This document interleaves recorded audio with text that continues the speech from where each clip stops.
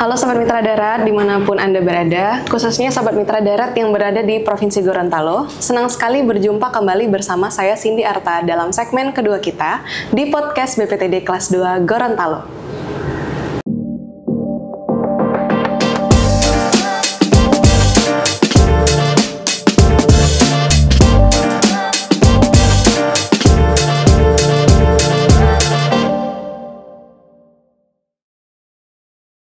Nah, Sobat Mitra Darat, kali ini hadir bersama kita seseorang Kepala Bidang Lalu Lintas dan Angkutan dari Dinas Perhubungan Kota Gorontalo, yaitu Bapak Rahmanto IJST. Selamat datang Bapak, halo Pak, apa kabarnya? Alhamdulillah, Assalamualaikum warahmatullahi wabarakatuh, selamat pagi. Waalaikumsalam ya Pak, baik. Bapak Rahmanto, terkait dengan kita sistem satu arah atau SSA, atau juga one way yang dikenal masyarakat, ini kan sudah berlaku tanggal 1 Mei ya Pak kemarin. Nah, itu sebenarnya kan sudah melakukan pengkajian ya Pak, jalan juga yang dilakukan one way ini dari Jalan Jenderal Sudirman, dari depan RRI ya Pak, sampai ke depan UNG, terus Jalan Nani Wartabone juga dari depan UNG sampai ke Patung Gorontalo Indah itu ya Pak.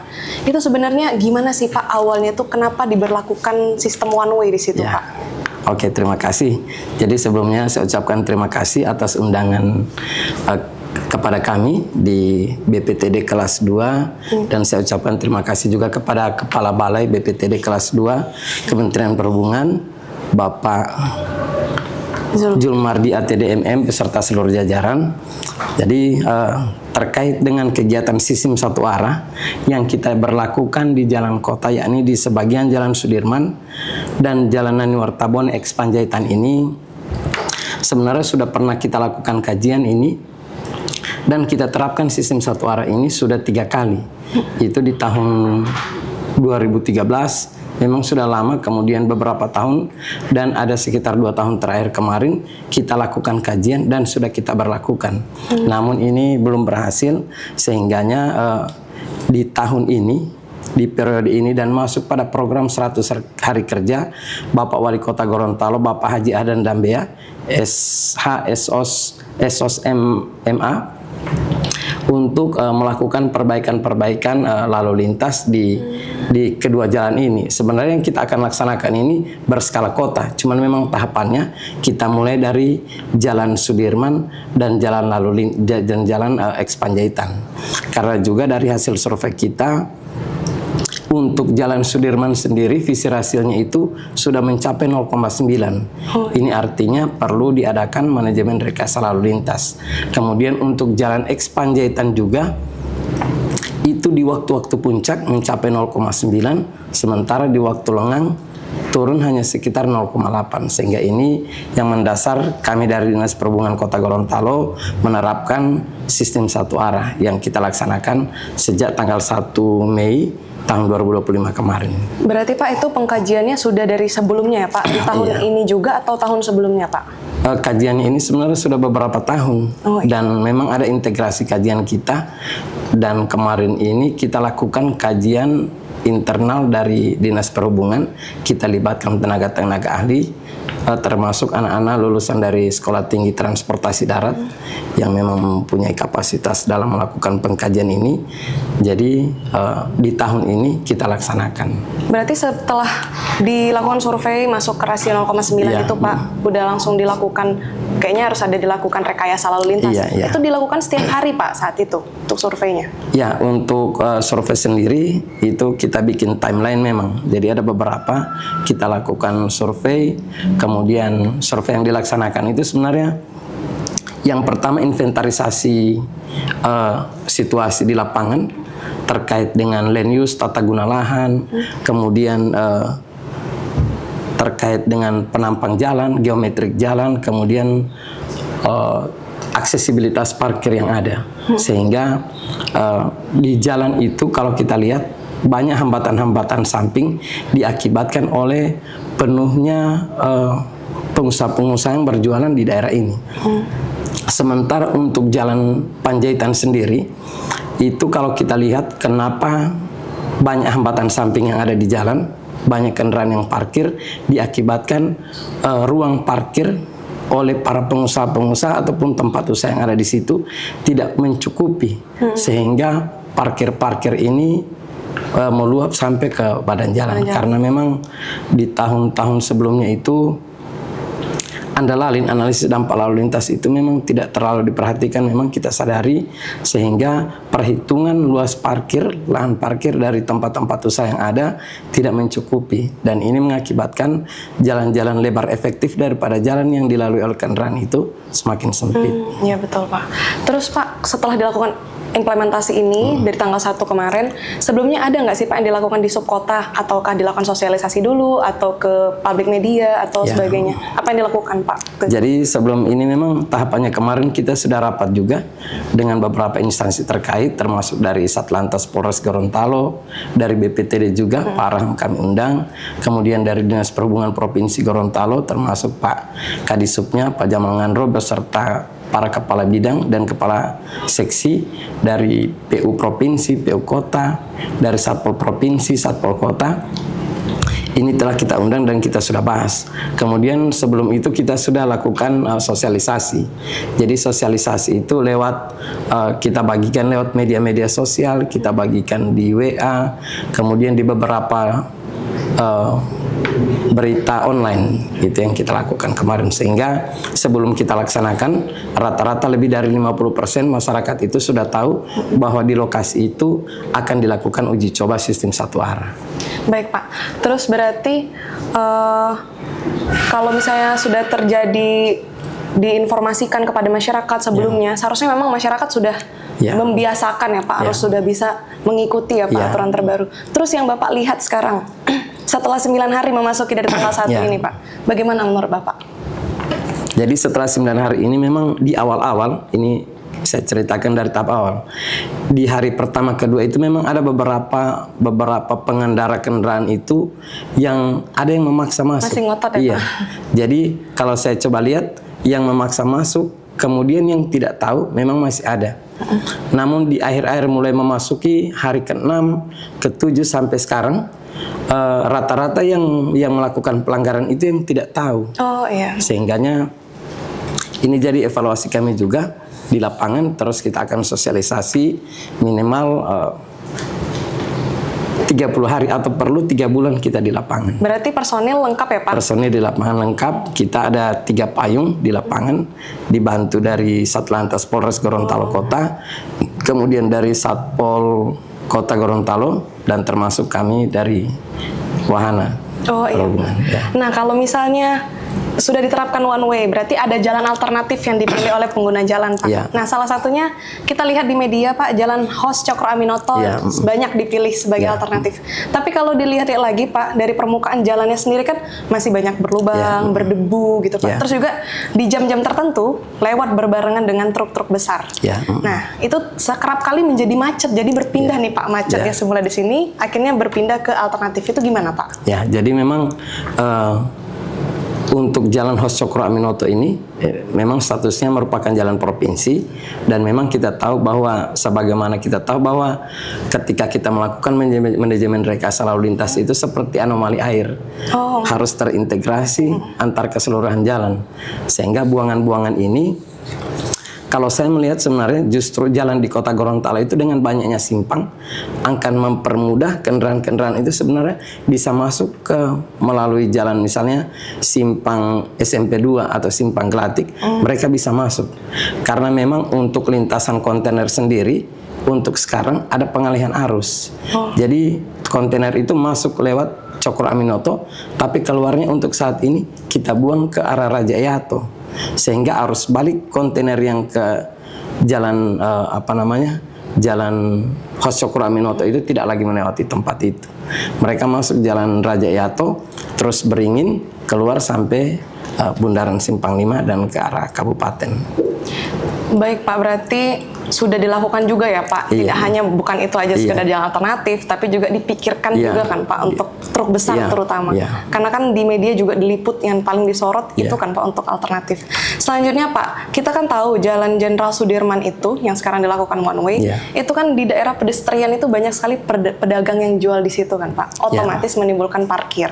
Nah ada beberapa tanggapan dari masyarakat, kenapa nggak parkirnya aja Pak yang dipindah atau ditata ulang, mitigasinya di daerah pedestrian aja gitu Pak. Jadi menimbulkan kemacetan, kenapa jadi pengguna jalan yang dikorbankan gitu Pak? Gimana tanggapan Bapak? Oke, jadi seperti ini, kita di daerah itu kadang berpikirnya ketika kita melakukan suatu pelarangan, maka kita harus punya solusi. Itu kita di daerah seperti itu. Sehingganya untuk kegiatan-kegiatan UMKM di situ memang sebenarnya akan kita tetap hidupkan yang ada. Dan akan kita dukung dengan parkir. Walaupun ganggu pedestrian Pak? Parkirnya akan kita atur satu sisi, sehingga pedestrian akan kita tetapkan di sebelah, sisi bagian sebelah, dan akan kita lengkapi dengan zebra cross untuk ini. Jadi memang kalau kita lihat di Undang-Undang Lalu Lintas pasal 275 ayat 1 itu memang pedestrian itu sebenarnya ketika tidak memenuhi lebar 5 meter itu sebenarnya tidak diperbolehkan untuk untuk berjualan. Karena kalau kita lihat lebar bahu tiap orang itu 40 meter tambah jarak bebas 60 sehingga ketika berpapasan kan 120. Itu jarak ideal sebenarnya untuk trotoar. Ketika trotoar itu lebih lebar, sebenarnya bisa juga di undang-undang jalan bisa diperbolehkan ya. Kalau yang sekarang Pak, pedestrian kita yang di Jalan pedestrian di Jalan Jenderal Sudirman memang kecil di situ memang. Cuman untuk sisi sebelah itu memang kita berupaya untuk supaya tetap ada pergerakan perekonomian di kota. Kemudian ada juga PAD yang masuk, parkir satu sisi, dan untuk pedestrian akan kita pindahkan di sisi bagian arah selatan. Soalnya Pak, kalau kita lihat kan sebenarnya macetnya itu pun malam hari ya Pak. Iya, kalau siang hari sepertinya lancar di sana karena mulai jualan juga pedagang malam hari gitu kan Pak. Terus untuk sistem parkirnya tuh apakah tetap seperti itu Pak? Walaupun sudah one way seperti itu? Ya, parkirnya kita akan bikin di satu sisi. Jadi parkirnya mungkin melalui podcast ini juga untuk sisi bagian kanan itu kita larang parkir saat ini. Saat ini memang fasilitas pendukung seperti rambu sementara kita siapkan. Jadi untuk juru parkir yang ada di lokasi itu kita sudah arahkan untuk mengarahkan kendaraan-kendaraan parkir hanya di satu sisi, sehingganya untuk pedestrian pejalan kaki di bagian sebelah tidak terganggu. Seperti itu. Dan akan dilengkapi juga dengan zebra cross. Kalau misal Pak ada pengguna jalan masih yang ngeyel gitu Pak, parkir di sisi yang tidak ditentukan gimana Pak? Jadi kalau untuk itu saat ini petugas kita di lapangan dari pukul 6 pagi sampai pukul 10 malam itu kita siapkan. Oh, sampai 10 malam sampai ya, 10 malam. Itu dengan Satpol PP dan Payung Putih, Satuan Lalu Lintas Polres Gorontalo Belum Kota. ditindak itu Pak? Saat ini masih uji coba. Nanti setelah uji coba SK Wali Kota sudah keluar, penindakan akan kita laksanakan. Oh, berarti setelah uji coba akan dilakukan penindakan. Bapak izin Pak, untuk penerapan one way ini sebenarnya kan yang dirasakannya pengguna jalan Pak, nggak terlepas termasuk bentor, roda 2, roda 4. Kalau misalnya nanti Pak, setelah hampir masuk ke 30 hari atau seperti Bapak bilang 3 bulan nanti lebih banyak kontra, apa yang dilakukan di subkota lagi Pak? Kalau kontra ini sebenarnya sudah pernah kita rasakan di 3 kali kemarin. Sehingganya pada penerapan SSA kali ini ada sebenarnya pendekatan-pendekatan yang kita ambil, sehingga kenapa kita ambil dari RRI menuju ke arah timur, kemudian dari UNG, sebenarnya ada pendekatan-pendekatan yang kita lihat juga. Misalnya bentor itu kita lihat tempat mangkalnya di mana. Kemudian kebanyakan penumpang yang biasanya yang ditarik bangkitannya di mana. Sehingga ini yang kita coba tanya. Kita kemarin itu kita juga melakukan survei terhadap abang bentor, di mana bangkitan penumpang bentor pun kita ini. Mereka biasanya titik bentor misalnya ada di parkiran halte UNG. Sementara penumpang paling banyak di bagian belakang. Itu sebenarnya menimbulkan mereka melawan arus lagi ya Pak. Sehingga mereka kita geser, kita coba atur. Jadi seperti itu. Termasuk juga titik-titik yang paling banyak dikunjungi. Misalnya warung kopi yang banyak dikunjungi. Kendaraan keluarnya dari mana itu biasanya kita coba perhatikan. Kenapa kita ambil dari arah UNG menuju ke arah Bundaran? Ada hal-hal lain terkait dengan kebiasaan dan karakter masyarakat yang coba kita masukkan di dalam kajian itu. Berarti khusus bentor itu lebih ini ya Pak, lebih krusial ya Pak dibanding pengguna jalan lain ya Pak. Terus menurut Bapak, nanti selama 3 bulan ke depan gambarnya, berapa persen sih Pak keberhasilan kita dari di subkota ini, Pak? Kalau saya berharap insya Allah 100%. Kalau saya melihat dari sampai dengan hari ini, tingkat kepatuhan masyarakat terhadap sistem satu arah itu alhamdulillah sangat baik. Kira-kira indikatornya Pak selain itu Pak, selain kepatuhan? Jadi kalau yang pertama indikator, kemudian sebenarnya terkait dengan sistem satu arah ini, yang pertama di situ sebenarnya lokasi ini kan saat ini juga ada kegiatan, kalau pagi di hari Minggu ada kegiatan apa namanya Road on the Sport seperti Car Free Day. Banyak juga rata-rata orang-orang yang berolahraga itu sangat mendukung kegiatan-kegiatan ini. Kemudian masyarakat-masyarakat lain yang sebelumnya yang tidak mendukung, apatis, saat ini sudah mulai ada perubahan setelah kita wawancara. Ternyata setelah dilakukan one way, perjalanan mereka tidak lagi tertunda. Tundaan-tundaan di simpang itu berkurang. Itu yang kita lakukan survei kepada masyarakat. Berarti harusnya keberhasilan 100% Insya Allah, saya harus optimis 100%. Terus Pak, dari segi prasarana di subkota sendiri, apa Pak yang sudah dilakukan? Apakah ada nanti penambahan rambu lagi atau bagaimana Pak? Ya, jadi dari di subkota sendiri yang pertama kami mendapat bantuan dari BPTD sendiri 50 barrier, dan itu kita tempatkan pada Jalan Sudirman dan Jalan Panjaitan. Jadi terima kasih, itu untuk antisipasi sementara ada barrier. Kemudian ada rambu-rambu lalu lintas portable dan beberapa baliho yang kita tempatkan pada jalan ini. Kemudian saat ini juga proses pengadaan untuk rambu-rambu lalu lintas di Dinas Perhubungan Kota dalam hal mendukung kegiatan satu arah ini sementara berproses di kantor kami. Dan insya Allah akan terpasang dalam waktu dekat ini. Nah, ketika rambu ini sudah terpasang, maka masyarakat harus sudah mematuhi semua ketentuan dan siap-siap ditindak. Dan sebenarnya dari pemerintah juga melaksanakan ini, istilahnya kita punya hashtag Torang Bikin Baik. Jadi lalu lintas di Kota Gorontalo akan kita bikin baik. Setuju Pak. Ya. Menurut Bapak juga solusi ini apakah sudah menjadi solusi yang bagus Pak untuk mengurai kemacetan? Ya, memang solusi ini sebenarnya untuk saat ini memang terbaik yang akan kita laksanakan. Kalau kita lihat saat ini memang ketika ini kita laksanakan, ini sebenarnya masih merupakan salah satu solusi. Karena baru 2 jalan yang kita terapkan. Iya, 2 titik ya Pak? Iya, baru 2 titik. Sebenarnya ada beberapa jalan juga yang akan kita laksanakan satu arah, dan ini akan kita laksanakan secara bertahap, mengingat memang jumlah personil dan beberapa hal di lapangan yang butuh dukungan penuh. Nanti Pak, menurut Bapak apakah 3 bulan saja cukup untuk uji coba? Kalau misalnya efektif nanti Pak, atau bahkan belum efektif, apakah setelah dievaluasi dilakukan penambahan waktu uji coba kah Pak? Atau 3 bulan itu cukup? Saya rasa sebenarnya kalau dari kondisi yang saya lihat di lapangan, sebenarnya tidak sampai 3 bulan, dia cukup 1 bulan saja. Saya rasa sudah cukup sehingga kita bisa pindah di lokasi jalan lain yang akan kita lakukan sistem satu arah. Sebagaimana saya ungkapkan tadi bahwa sistem satu arah itu terintegrasi dengan jalan-jalan lain, sehingga dari hasil uji coba kita lihat saat ini, buangan-buangan kendaraan itu kita coba antisipasi. Jadi ketika ternyata buangan di sini banyak, itu yang akan kita coba evaluasi lagi. Dan untuk ke depan itu kawasan perdagangan, bukan ke depan, bahkan dekat ini, kawasan perdagangan akan kita terapkan sistem satu arah. Oh, berarti untuk selanjutnya setelah 2 titik ini kawasan perdagangan juga ya Pak. Selain itu ada di mana lagi Pak kira-kira? Usulan dari Perhubungan Kota itu sebenarnya secara skala kota. Jadi skala kota itu pintu masuk dari yang menuju kota dan pintu keluar itu kita atur sebenarnya dibuatkan sistem satu arah. Memang ada beberapa kondisi jalan yang memang visi rasionya belum memenuhi persyaratan. Namun ini kalau kita uji coba, contohnya saya contohkan untuk jalan HB Yasin.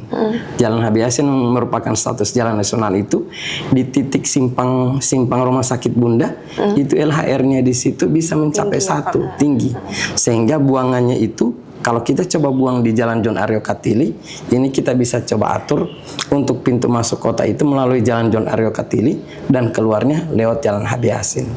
Kalau misalnya Pak, seperti Bapak bilang tadi, kalau bisa sih di semua jalan masuk perkotaan dijadikan forbidden atau one way ini. Gimana Pak kira-kira kalau misalnya nanti alternatif yang dipilih pengguna jalan itu masuk ke jalan perkampungan, malah masuk ke jalan komplek gitu, gimana Pak? Ya, jadi memang untuk melakukan hal seperti ini memang ada beberapa hal yang harus didukung juga dari peningkatan infrastruktur. Contohnya ketika Jalan John Aryo Katili kita buat satu arah masuk, itu arah dari Jalan Brigjen Piolo Isa itu jumlah kendaraan yang akan keluar ke arah kabupaten sangat tinggi, sehingganya ada beberapa alternatif, misalnya melewati Jalan Membramo atau Jalan Manado, itu kapasitas jalan perlu ditingkatkan memang, dan ini perlu kerjasama bukan hanya perhubungan, dari PU, dari beberapa instansi dan stakeholder lainnya. Tapi tetap juga ya Pak, selalu dilakukan pengkajian yang matang Pak sebelum diberlakukan sebelum, betul. Bapak, baik Pak, ada yang mau disampaikan nggak Pak dari Disub Kota terkait juga, ini mumpung masih 9 hari, belum 30 hari Pak, kepada teman-teman Sobat Mitra Darat di Provinsi Gorontalo terhadap perubahan one way ini Pak? Jadi, closing statement ini atau belum? Boleh Pak, boleh. Jadi, kami dari pemerintah Kota Gorontalo dalam program 100 hari kerja wali kota untuk masyarakat Kota Gorontalo, kami mengharapkan dukungan agar untuk lalu lintas Kota Gorontalo ini torang bikin baik, kita dukung program satu arah ini sampai jadi. Semoga berhasil banget Insya Allah, ya Pak, 100%. Semoga berhasil, ya. Bapak, terima kasih banyak Bapak Rahmanto Iji sudah menemani di dialog hari ini. Pak, sehat selalu ya Pak. Semoga tetap berkarya untuk kemajuan transportasi. Cindy izin tutup dulu ya Pak. Oke, siap. Nah Sobat Mitra Darat, demikian tadi kita sudah tahu nih gimana sih tentang sistem satu arah yang sudah dilakukan di Jalan Nani Wartabone dan juga Jalan Jenderal Sudirman. Tentunya pemerintah hadir di sini bukan hanya untuk merubah menjadi sistem satu arah, tapi juga ada solusi dan juga pengkajian sebelumnya. Jadi tahu di mana titik-titik dilakukan one way dan juga untuk membantu pengguna jalan tentunya mengatasi dari kemacetan. Saya Cindy Arta beserta tim Humas yang bekerja hari ini. Terima kasih. Kami undur diri. Sampai ketemu lagi di episode selanjutnya. Sampai jumpa. Bapak, terima kasih banyak.